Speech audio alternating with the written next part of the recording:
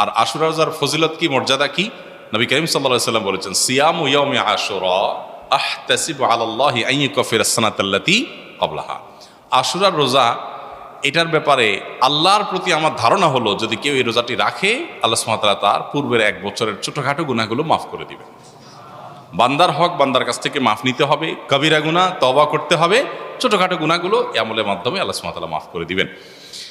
এছাড়া আশুরা রোজার আরেকটা বিশেষ ফজিলতের দিক হলো, রমজানের রোজা ফরজ হওয়ার আগে, এমনকি হিজরতেরও আগে নবী করিম সাল্লাল্লাহু আলাইহি সাল্লাম মক্কা যখন ছিলেন, কুরাইশরা আশুরার রোজা রাখত।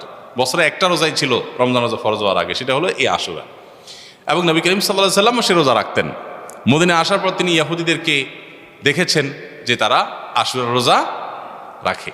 অতএব তাদের রোজা রাখা দেখে নবী সাল্লাল্লাহু আলাইহি সাল্লাম জিজ্ঞাসা করলেন, তোমরা রোজা কেন রাখো? তারা বললো, এই দিনে মুসা আলাইহিস সালামকে আল্লাহ সুবহানাহু ওয়া তাআলা বিজয় দিয়ে